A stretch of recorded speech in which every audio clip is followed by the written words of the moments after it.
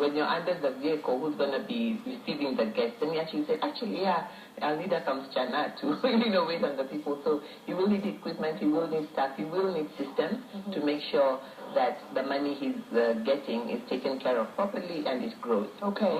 Now, of course, it's one thing to want, it's one thing to dream, but to achieve is very, very difficult for many people. What are some of the issues that not just Joro, but a raft of Kenyans are facing when it comes to just escalating to next?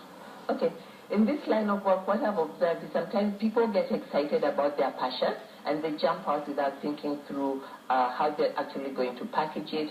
Is it even something that people need? So at least one of the things that I discovered in Joro, it's something that people need based on the card it's doing. But one common mistake is don't be so enthralled with what it is that you do. Find out, do people need it? Number two, are people willing to pay for it so that you're not going to get stuck with it, because your business has to be something that is solving a problem and that people need. Okay. Then the other thing is sometimes people don't want to work, and there's this notion that working for yourself is better than working for someone else. Not necessarily true. What is your purpose? Why do you want to work for yourself? How will you fend for yourself when you're working for yourself?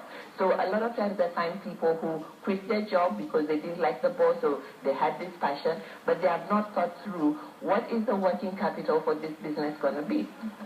Your job, as bad as it is, gives you, your essentials money. You have something. But when you don't have a job and you're starting a business, you have two things to fend for. So you're going to be worse off. You can easily stay on your job, and in fact, when you have a job, the bank can give you money. The bank will not give you money as a startup. Right. Yeah. When you have a job, you can get a personal loan depending on how you have been on your relationship with the bank. Okay. And then the other ways also you can get money to start up. But in terms of a mistake is jumping out without a plan, jumping out without, I recommend transitioning out. If you think, okay, I want to start a business, what kind of business do I want to start? How much is it going to need? Okay? And then put that aside. How much does it take to take care of you per month, like in a year? Right. Do you have that saved? Okay? So you can start off in a wise manner by knowing that it takes X amount of money to take care of my needs every month. I need to save that aside, and then I'm going to need X amount for my business. And a lot of times people say, when will I ever get that? Right. I know a number of people that we've worked with that did not start where they wanted, but they started with what they had.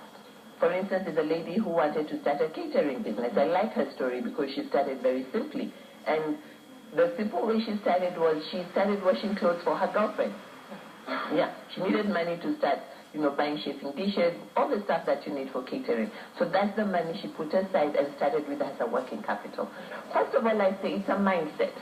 Because in as much as we can stop and say the environment this and the environment that, there are people thriving in this environment, true or false? True. And they're not all corrupt. Okay. Yeah, because some people say, yeah, but there's corruption. Yeah, there's corruption. But there are people who are thriving in this environment. So sometimes I think it is mindset. We block ourselves with perceptions, things people have said that we have not even tested and done our due diligence. So the key thing is focus on what it is that you want. What is your dream? What is your big idea? Where can you start? So now we are going to give an opportunity to our audience, actually, to ask Frida questions. Go ahead, the lady in black. Hi, Frida. Hi. My name is Mercedes Okehio. Mercedes? Yeah, like nice car. I name. like that car. Thank you. Now, my question is, I think I heard you say that you help out people who already have a salary. Does it mean that a struggling entrepreneur cannot come to you for assistance, like they don't have a job? No, that's not what I meant.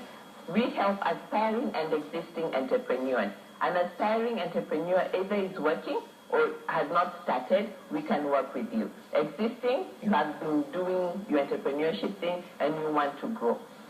Yeah. Okay. So we help both. All right. Thank you. Okay. Who experiences brokenness in January? Go on, put up your hand, everybody. All right.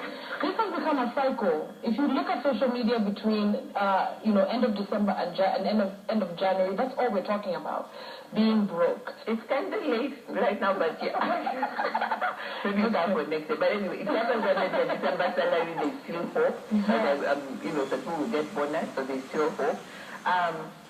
What we recommend in our financial literacy class is you need to have what we call a spending spree plan. And it's really, we don't like using the word budget because people hear the word budget and they go, So whatever, you need to follow your money, know how much money you make in a month, whether it is your auntie who gives you, your mother, your friend, wherever this money comes from. How much do you normally make in a month? And that money that you make in a month, you need to have a spending plan for it. 50% should go to essential, okay? 30% should be your do-good account, and 20% should be your rainy day. 50% essentials, of course, is rent, whatever it is that you do that is essential, making your hair, whatever, okay? Should not be more than 50% of the income that is coming in. So. And then 30% do good, that is the one that if you have been doing that since the beginning of the year, now you'll be getting ready to go to Mombasa, or you would have already booked, or wherever else you want to go. But because we eat all the money all throughout the years, and when December comes, people are showing us, oh, you can still go to the holiday with your visa. Don't go on holiday with a loan, with debt, because a holiday is not adding money to you. Okay? Borrow for things that will add money to you. So anyway, so 30% is your do-good. You can use that for holiday. You can use that for CSR giving. We don't have to wait and give to the children from only in December. Even those children need food in February and March and April. I always wonder, why do you wait? Okay, that's a different story. But we don't have to wait till December. Right. So that's what the 30% does. And then 20% for a rainy day. That card that breaks down when you didn't expect.